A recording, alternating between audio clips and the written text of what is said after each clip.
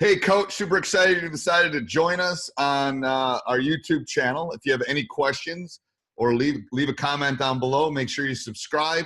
And make sure you go over and check out teachuth.com for coaches who want to get better. It's a great resource, mentoring, everything you would ever want to become a better basketball coach. So go check it out and enjoy the video. Okay, welcome to Coach Unplugged. I'm very excited today to bring the author of a book I just read called The 21st Century Basketball Practice. I've had the opportunity to read several books by this author. The author's name is Brian McCormick. He has a PhD. He is a head basketball coach at women's coach at Broward College in Florida. He's coached all levels around the world, and he is the author of, I believe, 16 books. But today we're going to really be talking about the book that I just completed. I think it's very innovative for all levels of basketball. And so our guest today is Brian McCormick. Thank you. Thank you for having me. Appreciate it. Yes. So, your journey is very, very, very long. Could you just give a quick synopsis of, and I know you probably could talk about, we could probably have 3 or 4 podcasts just about your basketball journey because you've been all over the world, but maybe just a quick, maybe 2 to 3 minutes about, your involvement and what you've done with the game of basketball so far. All right, sure. I guess I started out, I coached, I guess like 5th and 6th grade, like CYO, Catholic Youth Organization, while I was in college, and then moved up and then started AAU and then did high school. Then once I graduated college, I started coaching college and then went overseas, coached in Sweden for a year, came back. I did the individual training stuff for a while. Then I got back into high school coaching. Then I went over to Ireland and coached a men's team in Ireland, came back, got back into, I think I was back into high school coaching then. Then I decided to go get my PhD. While I was getting my PhD, I coached high school boys, and then I worked with a junior college doing strength and conditioning for Salt Lake Community College. And when I finished my PhD, then I went to Denmark and coached a men's team in Denmark. And then when I came back from that, I wasn't coaching for a year or two. I was kind of consulting with a couple teams and stuff. And that's when I wrote 5 of those books. And then I moved down to Florida and I coached high school for a year. And then the opportunity came up to coach the junior college team where I am now. Awesome. So you've been all over the world coaching the game of basketball. That's awesome. And so I've read 180 Degree Shooter, and I've also read Developing Basketball Intelligence, which I thought were 2 really great books. But this book that I read, The 21st Century Practice, is just awesome. It just really made me think about me as a coach. And I've coached all levels from all the way from 3rd grade all the way up to junior college experience. So it made me really think a lot. So my first question is, and man, I could have asked 100 million different questions, but I try to narrow them down to key questions that I have and kind of about the book and what people can get out of it, and maybe learn a little bit something from you today. Is what's the why and what behind the creation of 21st Century Practice, the book? I think the why is, every time that I've written a book going back, kind of considering crossover, the new model of youth basketball development is kind of my, first real book. Every time I from that point, people have asked for like more specific things about, well, what about shooting? So then there's a shooting book. And what about like individual skill development? There's an individual skill development. What about, teaching screening and stuff like that? And that's a little bit what developing basketball intelligence is and stuff like that. So, as I moved on, and after I finished my PhD and head coached over in Europe again, in the last 5, 6, 10 years, there's been a lot, we need to develop players like Europe. We need to do, stuff like Europe and blah, blah, blah, and so, I think there was this idea that practices are different or, drills are different or so on and so forth. And so, I guess the why of that book was just to concentrate on practice. I as a coach, practice to me is where we have the most impact. It's potentially the most important part of our job, at least in terms of the basketball part. And so, looking around, there's a lot of books that cover drills, and there's a lot of books that cover, offenses or defenses or strategy and stuff like that. You can go on YouTube and find a million plays, Right. If you search hard enough, but there's not a lot, kind of on, why are we doing these drills, and to get to the what drills should we be doing, and then why should we be doing them, and why are some of the things that we tend to do maybe not the best things to be doing, and maybe we're not getting the best results, and how can we best affect performance, and best impact learning in players, especially at the developmental level. And I would say that most of my books are geared towards the developmental level, which I kind of consider anything up through at least junior varsity, if not varsity high school basketball, or using age groups up through under 17, under 18s. Right. Development and learning, to me should be the emphasis. And I don't think we spend enough time thinking about learning outcomes and how children learn and how best to set up or design practices to enhance that learning. And so I guess that was kind of the impetus behind the book. Yeah, it's almost like Coach Collins and I, that we run this podcast together. We're both teachers. It's almost like the book is geared to almost like the pedagogy of basketball. Like lesson plan, the objectives, and it's a way different thought of thinking and being more effective. And that every chapter just provides different things that people and coaches can take out of it and just really get their gears kind of set of almost building almost a coaching identity in the sense too, as I read the book. My next question is, what makes 21st century model different from maybe a traditional model that most coaches are familiar from coaching?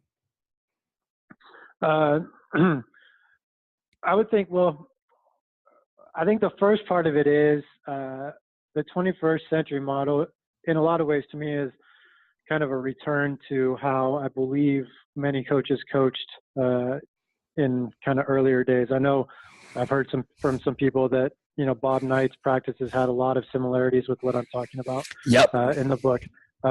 So, in some ways the title was a tongue-in-cheek kind of title. But, I think when people, at least when I think of, quote unquote traditional practice, I think of a lot of block practice. So, we're going to start out, we're going to do, if you look at a fairly standard practice, you do some kind of warm-up activity, usually, either dribbling or passing, oftentimes a three-man weave or some derivation of that. And then there's, lots of teams will then go and do something like a zigzag drill, and then you're going to do something like the shell drill to work on your, half-court defense. Then maybe we'll break down, do a little press break work. And then we're going to work on our 5-on-0 offense.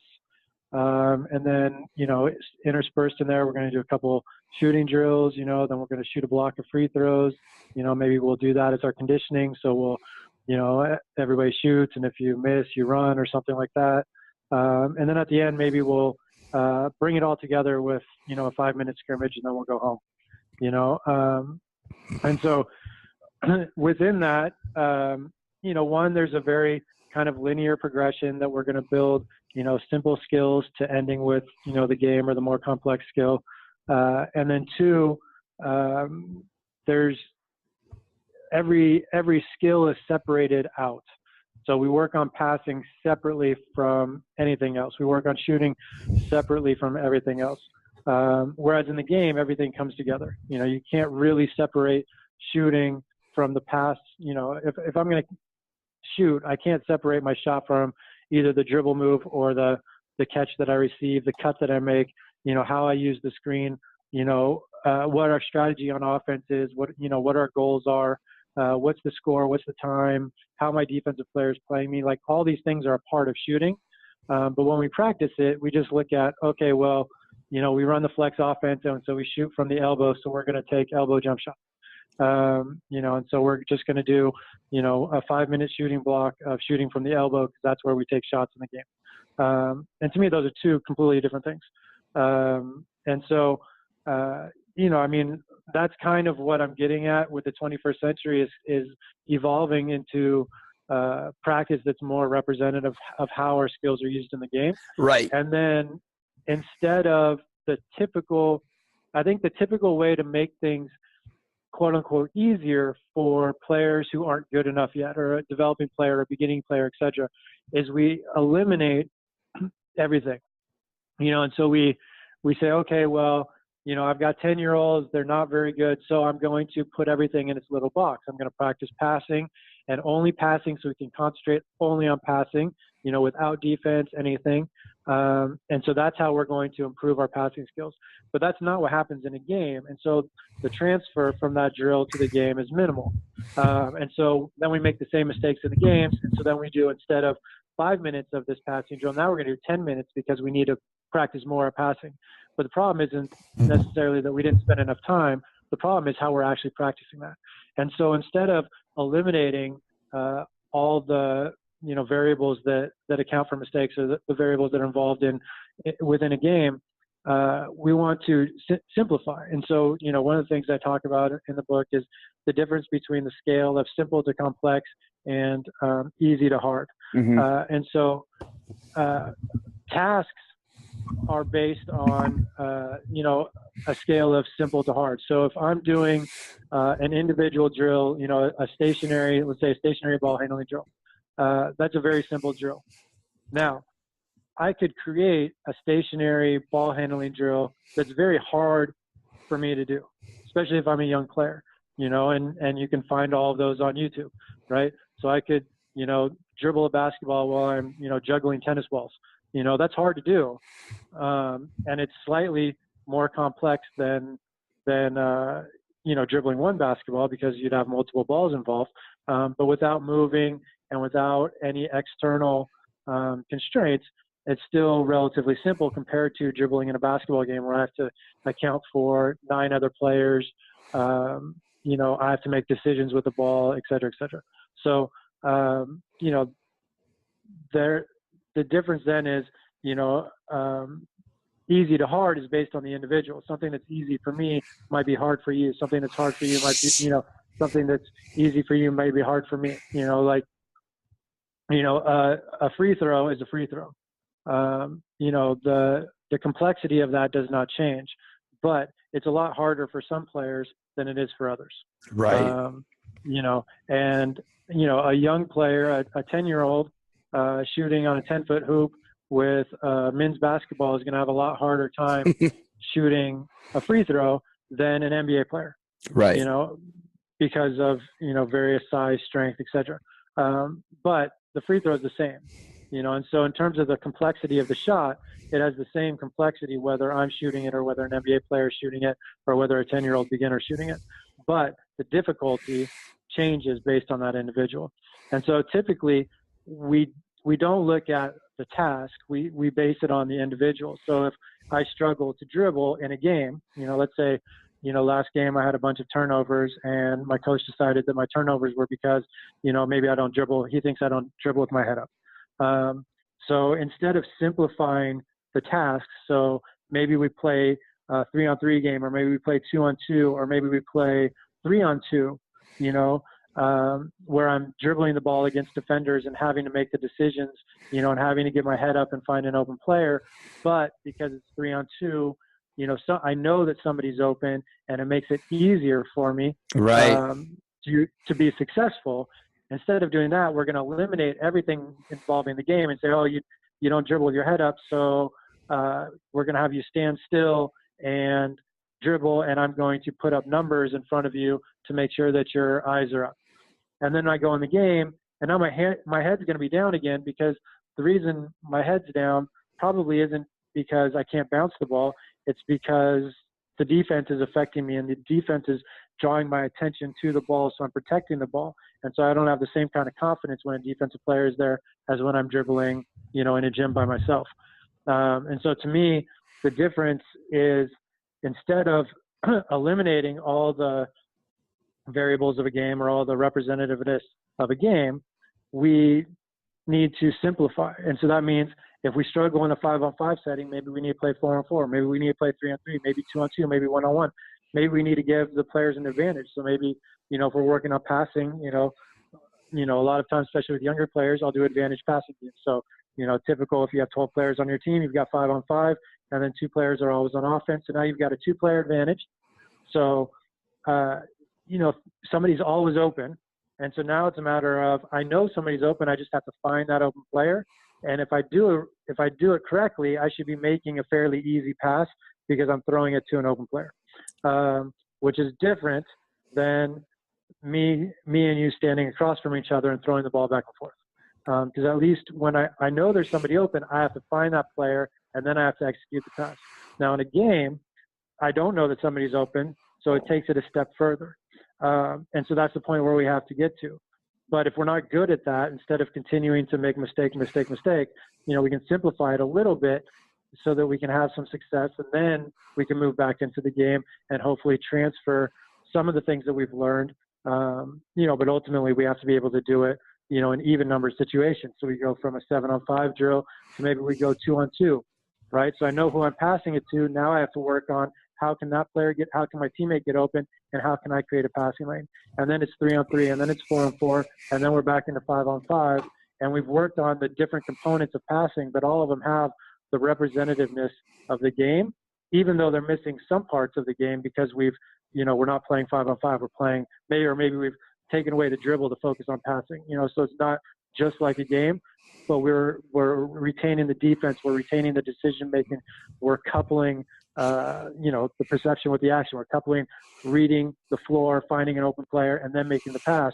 Because ultimately in games, that's where most of the mistakes happen. There's always mistakes that happen because some guy just dribbles the ball off his foot, or makes a mistake, something like that. But most of the mistakes happen because there's defense there, or we're rushed because of time and score.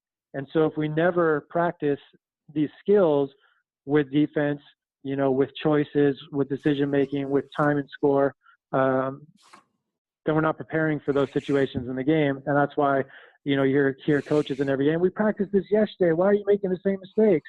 Well, you didn't really practice it. Passing the ball back and forth, with 2 people with no defense is not the same thing as making a post-entry pass against a defender that's fronting and then a help side defender that's behind him. Those are 2, way different things. And one doesn't translate to the other. Yeah, for sure. I teach I coach a lot of soccer, and I felt like a lot of your philosophy and what you attack is kind of the way that a lot of people coach soccer. A lot of soccer is based on 2v2, 3v3, advantage, disadvantage. Drills are multi-dimensional, and then space constraints and so forth. It's a different way of looking at basketball, but it makes a lot of sense. It's like a very cerebral effect on it, which I really, really thought was awesome. The next question I have is, you talk about the sweet spot in developing your practice for kids and other players. Could you explain that to our listeners and how important that is to finding a sweet spot in a practice with the team that you're coaching? Sure. That's an idea from an old Dan Coyle blog. Okay. He kind of termed the sweet spot, and I mean other people. I mean it's if you go back to the literature, I think it's Vygotsky. I don't know. I'm probably saying that name wrong, but the zone of proximal development. It's all talking about the same thing, which is essentially that, if you have too many mistakes, you're probably not learning. If you don't have enough mistakes, you're probably not learning because you're not challenging yourself enough. So there's, kind of a sweet spot in between where you're practicing something beyond your current level. So there's opportunities for learning there, but you're having enough success that you're actually learning something worthwhile, so if I go out, and I shoot 100 shots today and I miss all 100, I'm probably not practicing anything worthwhile. I'm probably shooting wrong. But if I go out and I shoot, 100 half speed right-handed layups, and I make 100, I'm probably not practicing anything worthwhile because I clearly have already, mastered that skill. That's any mistakes or any missed layups in a game are not because of my inability to make, a half-speed right-handed layup. So somewhere in between is where we, want to practice. Where, and I think Dan Coyle talks about kind of where you're successful about 60 to 80% of the time. Mm-hmm. I know there's another book that I like. I think it's called Guitar Zero, and the author is Marcus, I think. And he talks about 4% above your current level. which is a fairly abstract, way to look at it. But, because how do you determine 4%? But that's the basic idea is, you need to be practicing something that challenges you, but the challenge can't be too great. You don't. So, another way to look at it is I can't think of the research, the psychological term, but basically, if you're practicing things that are too easy, you get bored. If you practice things that are too hard, you get frustrated. And so there's the sweet spot. But don't you think the sweet spot is ultimately dependent on how well the coach kind of develops a growth mindset in his players and in the team that he's coaching?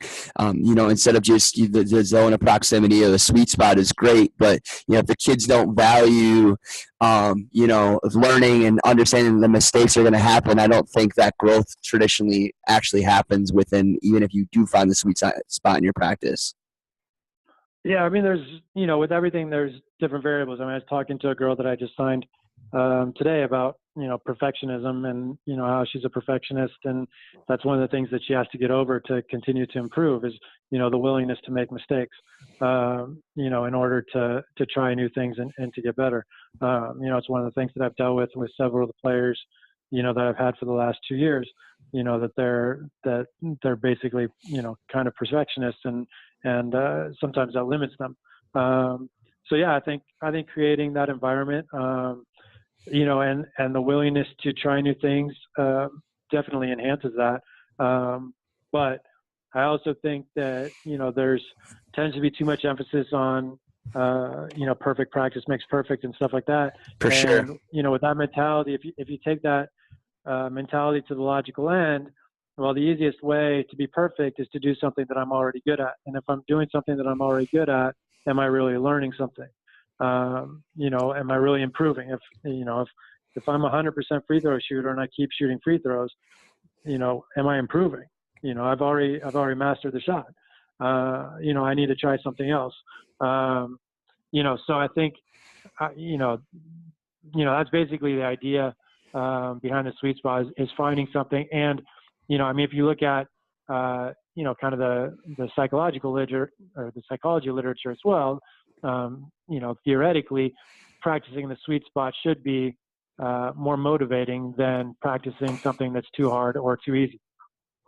Now, there's also, some people are conditioned, or learn at an early age that making mistakes is bad, and they're used to always getting punished for mistakes, and then they're scared to make mistakes. So then, they look for, kind of easy drills or easy things to do because they don't want to make mistakes.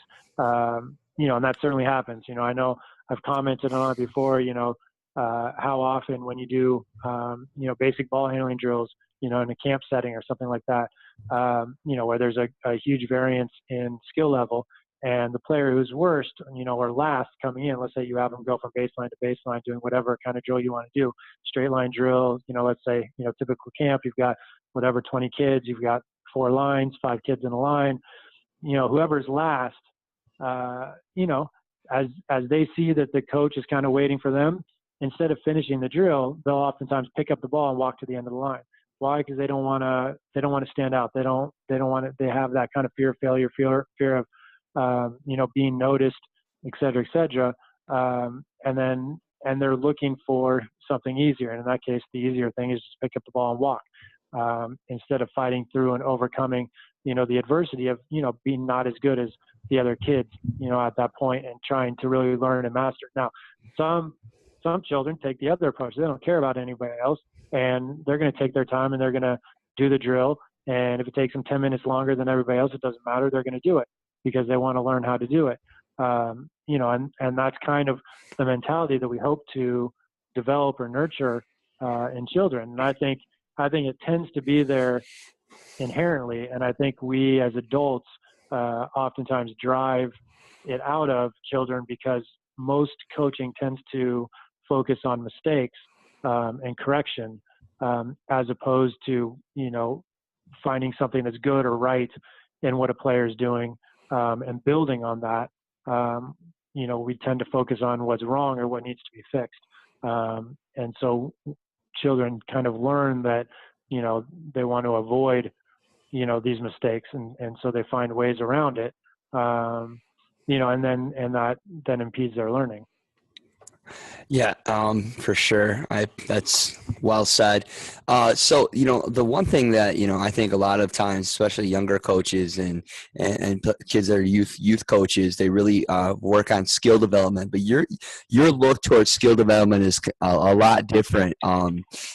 Could you talk about that a little bit and your approach to skill development? Because most coaches do most skill development in isolation, where if you're going to work on layups, you're going to work on layups. And if you're going to work on ball handling, you're going to do ball handling, and that's only good. You're only doing one isolation of one skill. And you kind of talked about that earlier in the interview, but could you elaborate a little bit on skill development and how you look at it a little bit differently? Yeah, sure.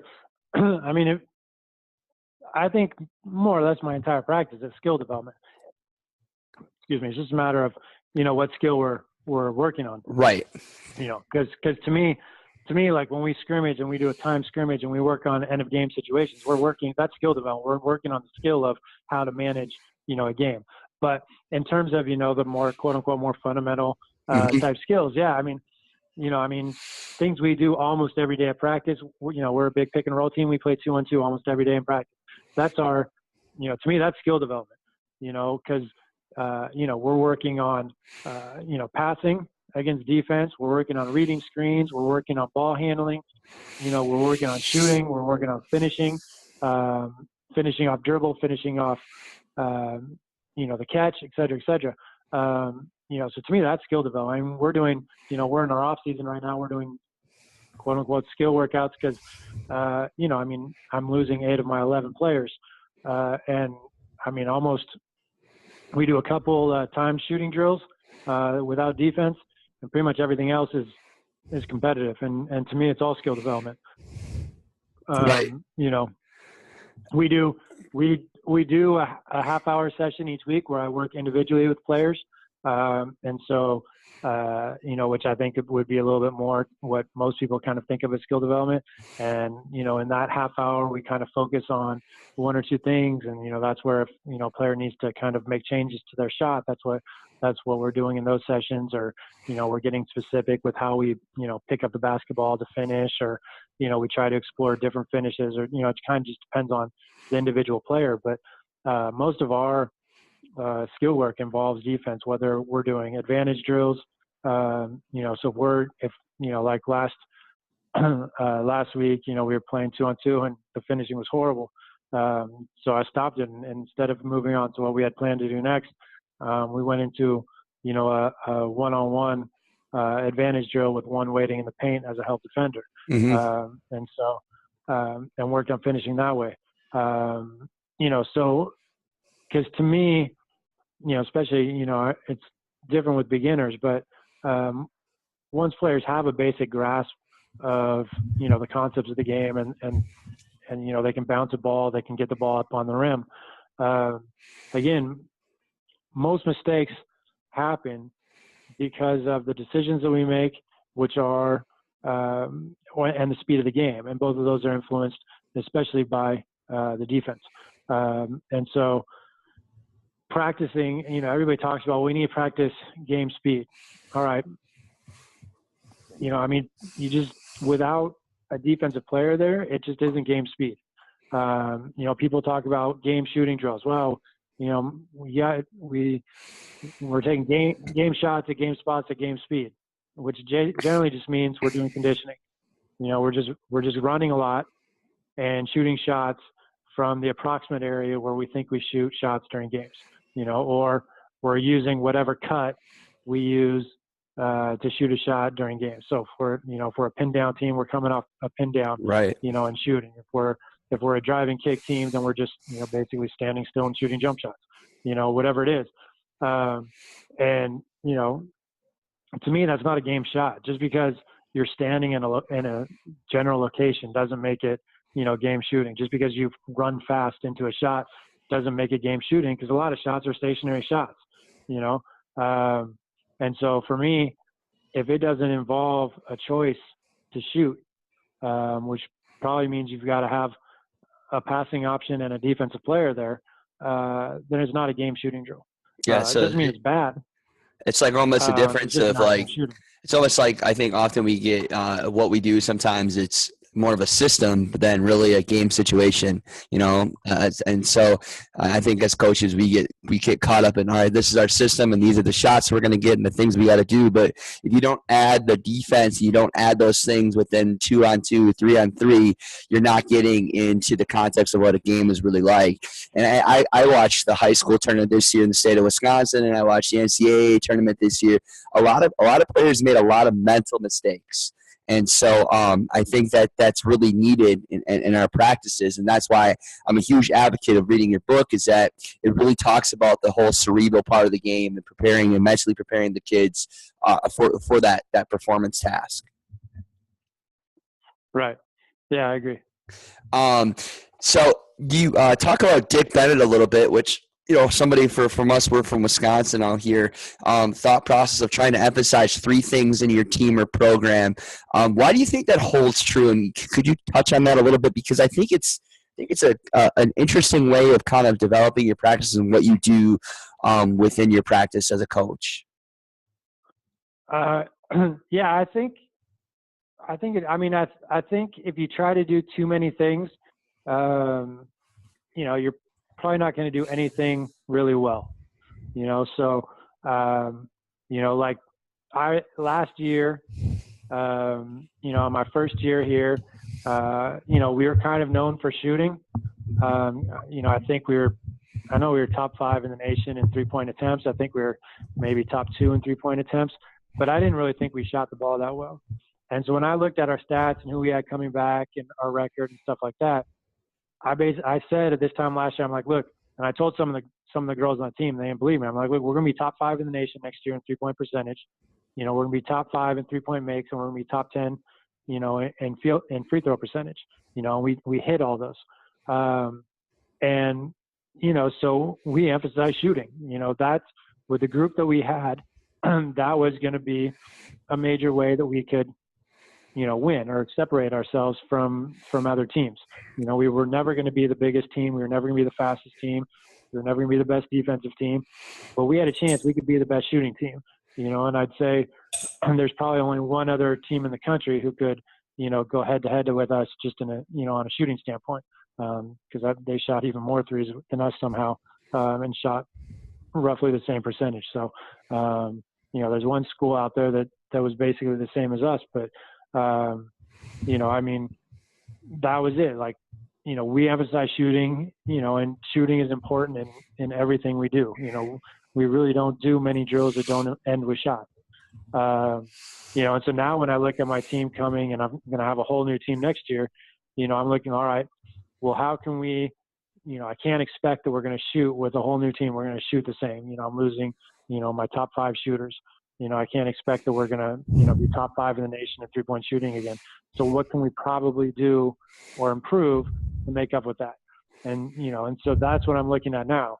And so it's not a matter of, okay, well, we're going to improve our half-court defense. We're going to improve our press. We're going to improve, our post play. We're going to improve our rebounding, because as soon as you try to do everything, you become average at everything, and I just don't think you're going to be, if you're average at everything, you're average. Don't you think then your drills become more isolated because you're trying to get so many different things done in a practice? Where, like, some of the ideas that I take from your book is that you take some of the things that you really want to be good at and you formulate your 3-on-3 drills and your 4-on-4 drills based on those things that you want to be really good at for that team that season, or for that, if that's the way you want your program to be like. Yeah, that I would agree. Pretty much, we want to be good at the pick and roll, both offensively and defensively. We want to be, the best team in the country shooting the ball. And so, everything we did, pretty much involved pick and roll and shooting, 2-on-2, 3-on-3, it doesn't matter. Like that's what we were geared towards to do. And so I do think, we practice everything, because we scrimmage so much. I would imagine we probably scrimmage as much as any team in the country, considering 2-on-2, 3-on-3, et cetera, scrimmaging. Mm-hmm. My guess is we probably play 5-on-5 full court more than anybody in the country too. I don't know that, but I've never been on a team who plays 5-on-5 full court as much as we do. I mean, we play 5-on-5 full court games every single day at practice. When you're scrimmaging, you're practicing everything, but what I'm really paying attention to is probably 2 to 3 things. I'm not trying to correct every single mistake on every single skill, because I just think you get lost. If I'm focusing on the offense and I'm, trying to correct technique of the passes and the follow through on a hook shot, and whether or not we should have used our right or left hand, on a layup and shot selection, and you're stopping, then you're starting to stop the action, on literally every, basically every time somebody touches the ball, there's something wrong, so we really, kind of focus on 2 or 3 things, and that's what we really want to be good at. And then, obviously we practice everything, but most of our practice comes through, scrimmaging. And so, I would say the third thing, we really want to be good at transition defense, because I really believe that if you make teams play 5-on-5, half court offense, I just didn't think teams are that efficient offensively. So we want to be good in transition defense. We want to shoot the ball, and we want to be good at pick and rolls. And so that's kind of what we built our team around this year. Next year will probably be a little bit different, but that kind of accounts for, and that kind of structures our practice, right? Because almost every drill that we do is focusing on one of those 3 things. We're either, we're doing a half court game where we're either focusing on shooting, or we're focusing on pick and roll, or both, or we're focusing on transition defense, in a transition drill, and because we focus so much on transition defense, then our transition offense gets better, and stuff like that. So, I mean, I just think that if you try to be good at everything, you're going to tend to be average at everything. And, with some teams that might, if you're taking over a really bad team, being average at everything is probably going to be better than, where you were before, where you're probably bad at everything. Right. But I really think, if you look at the best teams, they tend to hang their hat on something, right?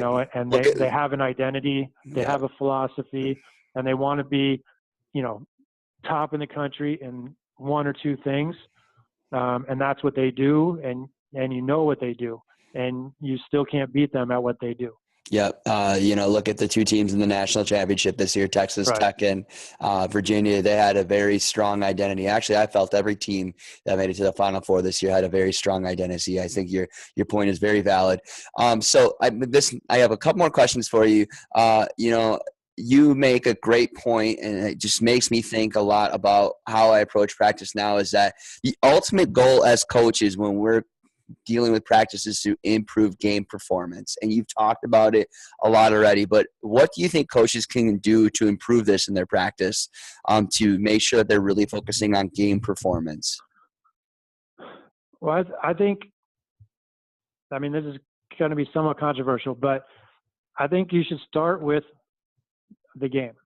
And if you're going to do something other than play 5-on-5, you should have to explain and have a good reason why what you're doing is going to improve performance more than playing 5-on-5. Now, you can't play 5-on-5 for an entire practice every single day, because you're going to end up with injuries and you're going to end up worn out by the end of the season. So, by the end of the season, I'm doing more block practice, shortening practice, stuff like that, just because I want to keep players healthy. And just keep them in the rhythm of practicing instead of giving them too many days off. But I'm trying not to get players hurt, at that point. It's about performance, not about learning. But I think if you look at practice and you're going to sit down, you're going to plan practice, and you're going to say, okay, I'm going to do this. Why is this going to improve us more than spending those 5 minutes playing 5-on-5. And you can have any drill, you can have a good reason, but I really think that if we look at things more, in more detail and really think about, instead of starting practice with a 3-man weave every practice just because that's what we do and that's what my coach did and we need to get some running in and blah, blah, blah, why? What is that helping us do? How is that improving our performance? What mistakes is that correcting that we make in a game? Do we actually do these things? Do we want our player to get a rebound, outlet the ball to the wing, and then follow to the sideline? If we don't, then why are we practicing that every single day? So that's, I just think that if you start with that, if you say, okay, I'm going to do X drill, is it better than playing 5-on-5? And if you don't have a really good reason, then don't do it. If I'm going to play 3-on-3, why am I playing 3-on-3? Okay, well, I want to simplify the decision making when we're reading, when we're coming off a ball screen. I want to work on our decision making coming off the ball screen, and I want to simplify the read of the help defender. I'm basically telling them where the help defender is going to be, because I'm putting the third player in one corner or the other. And so they know where the help defender is coming from. Now they just have to get used to using the screen, locating that defender, and deciding whether that defender is down tagging the post. All right, now we need to throw back, to the wing. Or if they're not tagging the post, and then if 2 come to me, then the post is open. If 2 don't come to me, well, now, am I open, or did we switch, or what is it? So, that's a reason. That's the reason why I'm playing 3-on-3, not 5-on-5. I could say, oh, we're not shooting well. I needed to do a shooting drill. Okay. I think this is going to improve our shooting more than playing 5-on-5 because we can get more repetitions. Okay. What kind of repetitions are we going to get? Are these repetitions going to transfer to the game? And stuff. And so I think if you start with that, and really look critically at whether or not what you're doing impacts game performance, I think that's the best way. That's a great point, kind of taking from the whole and then breaking it down into smaller versions. That's a great point. There's a lot of things that I kind of love about the book. And my favorite is something that is not often talked about in podcasts. It's not talked about in basketball DVDs, but it's something that is so important in the work world and the education world and everything that we do as coaches is feedback. And I think that maybe one of the most beneficial chapters of your book is feedback, which I highlighted a lot of it, and I could probably do a whole section just on feedback. But one thing that I thought that was really important about feedback, what you talked about, is the big problem is most coaches lack giving informational feedback that doesn't provide active learning. Your book provides great examples of of like how to do that.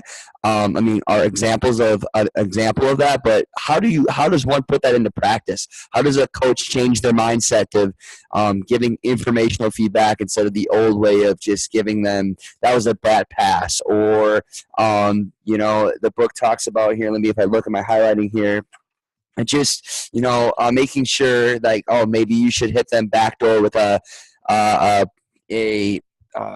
bounce pass, more informative. Like how does a coach change that whole, it's a whole mind shift for most people as coaches, even for me, and I'm only 33 years old, and most feedback is, most coaches are complaining or they didn't do the right thing. How does a coach change that whole mindset with informational feedback?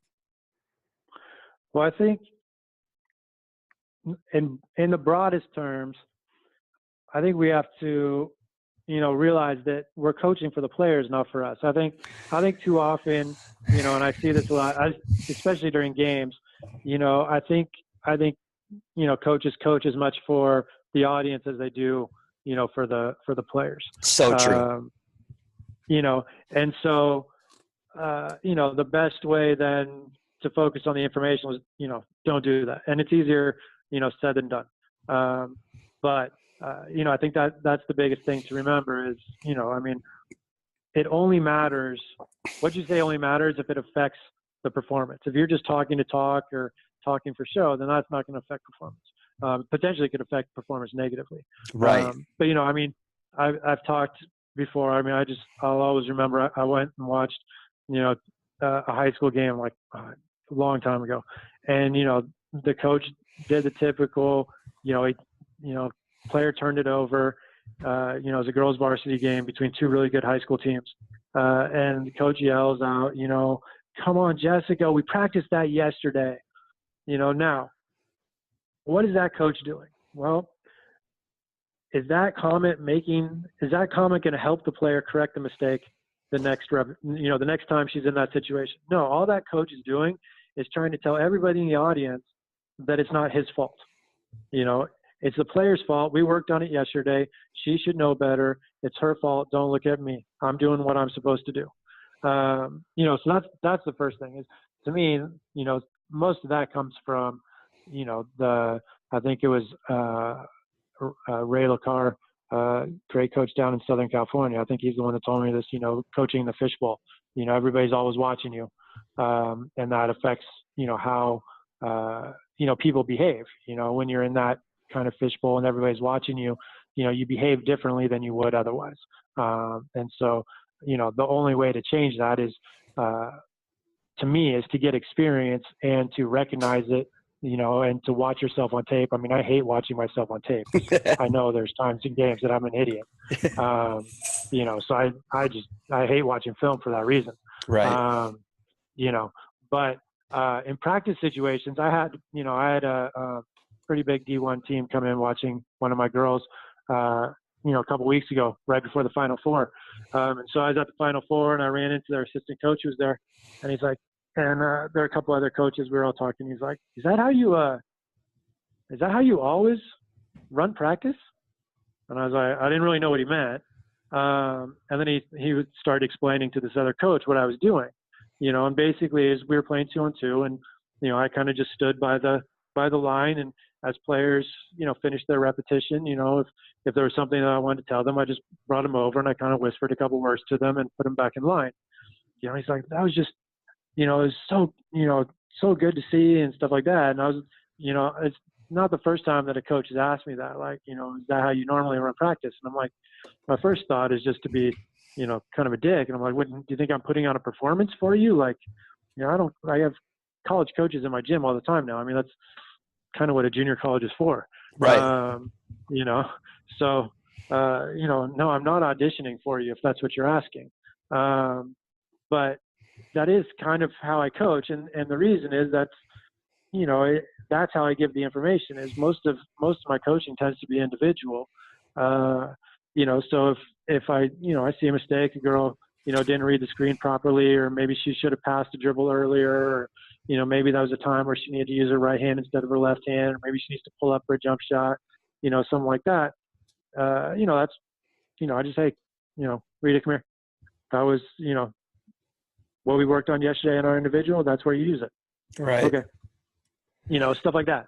And that's, even 5-on-5 play, that's tends to be a lot of the instruction that I give during practice isn't geared towards, the whole, although sometimes it is, but, it's, there's whatever break in the action and I pull one player and, hey, this, and this, next time, when you're making the pass to the roller, you've got to make sure that you freeze her defender before you make the pass. Don't allow her defender to recover. And if she can recover, then you probably need to push it and look for your own shot, and stuff like that. So, I don't do as good a job as I used to at asking questions.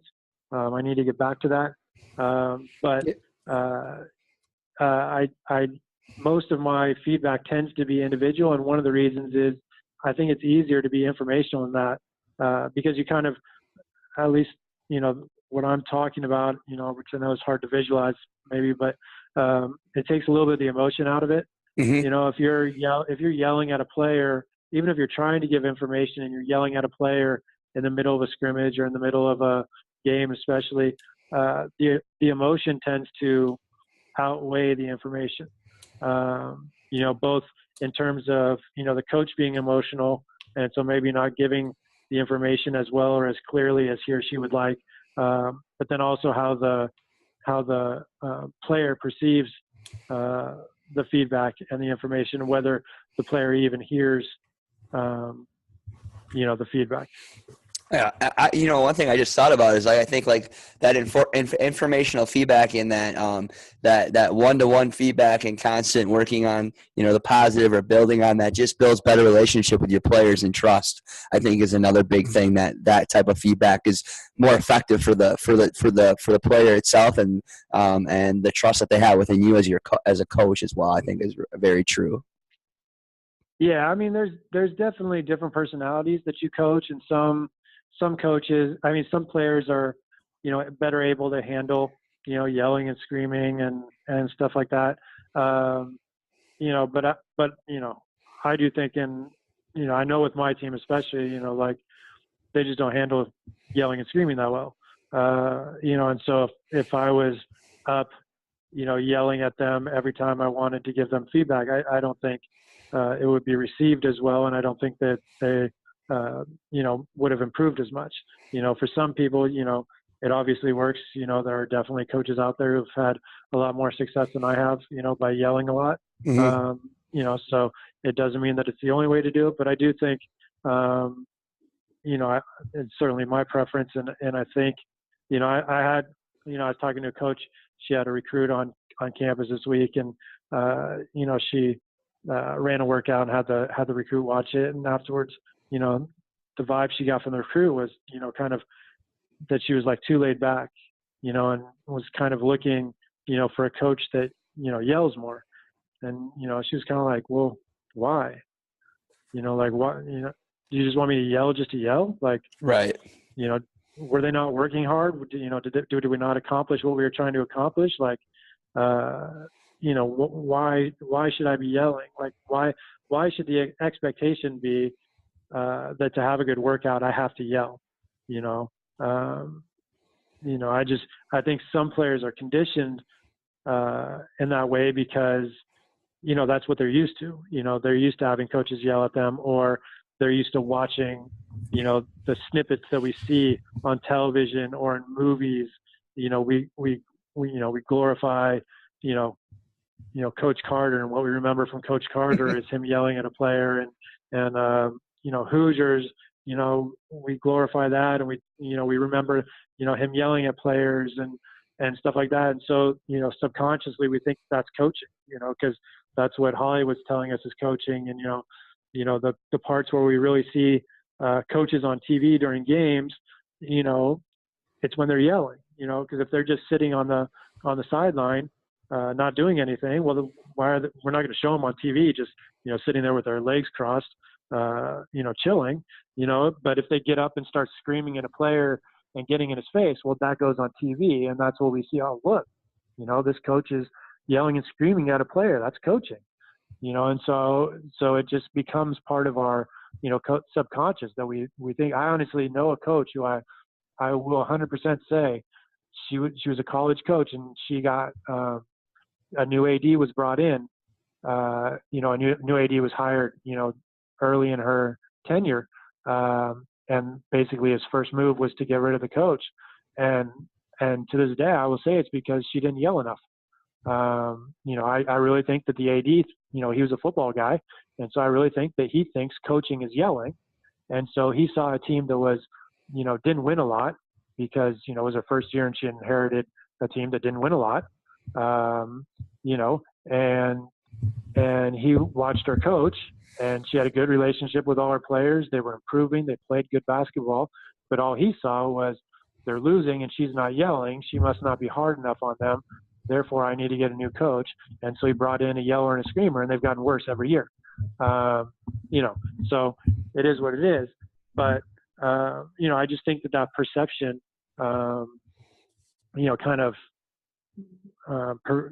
is what we look at. And until we kind of break away from that perception, I don't know how much we can improve coaching.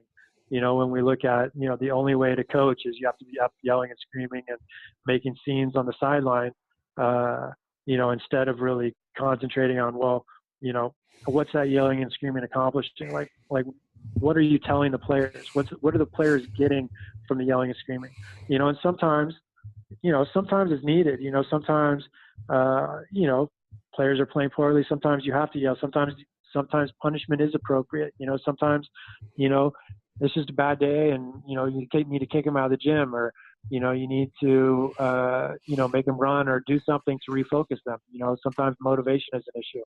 Right.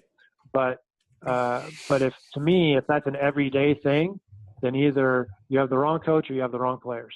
Because if you have to punish players on a daily basis, to me, something's wrong. I think we probably ran sprints, as punishment, I don't know, maybe twice this year, since August. We just don't, it's just not something that I have to worry about with my team. And a lot of that is, I'm at the college level, I get to recruit players, so I get to kind of pick and choose who I want to play, who I want to play for me. And consequently, it's a little bit easier than, if I'm at a high school where I can't recruit. Right. And I just, basically have to pick 12 guys in tryouts and hope that they're good, hope that they're motivated, and hope they really want to be in the gym, and basically hope for the best, and some will be and some won't be. And, you have to make the most of it. But, so obviously from that perspective, I definitely think that college coaching is easier. But having done both, but I will say, regardless of your level, if you have to punish players on a daily basis, something's wrong. Right. Whether that's within your culture, within how you're, yep. Yeah. It could be that you just have, a player who doesn't want to be there, and the solution is, well, then don't have that player on the team. Right. Because if he or she is affecting the team that much, well, then, the answer is to get rid of the player, and stuff. But, I just think that, too often we end up in situations where it almost looks like the coaches and the players, are like two different teams. Like they're fighting with each other. They're like trying to get over on each other instead of, they're the same team. Like, your biggest enemy should not be each from other. within. You need to be coming together to play other teams. And if the coaches and players are two separate entities, there's a problem, and whether that's the problem with the coach, or maybe it's a problem with players, maybe it's a problem with the environment, maybe it's just everything, but something has to change. Okay, so you provided a bunch of advice already, so I'm not going to go to that question. My last question I have for you is, what's next with basketball for you? Are you going to continue to coach collegiately, write any more books, kind of just get really involved in what you're doing right now at the college? Because it seems like you're pretty excited about that and what you're doing there. Just kind of what's next for you in the game of basketball? Yeah, I don't have any definite plans to leave where I am. I like my players, no, honestly, I like being able to recruit players who, I can pick and choose who I want to play for me, to a certain extent. So I do like that. I had a couple of people talk to me about, assistant positions at higher levels, and, it's probably not something that I'm looking to do. So, I'm fairly content where I am. It would take something to make me move. It's not a full-time job, so I have other jobs, but and so eventually it's not a long-term position. Eventually I'll move for something, but I kind of like my other jobs too, so I'm not in a hurry to leave.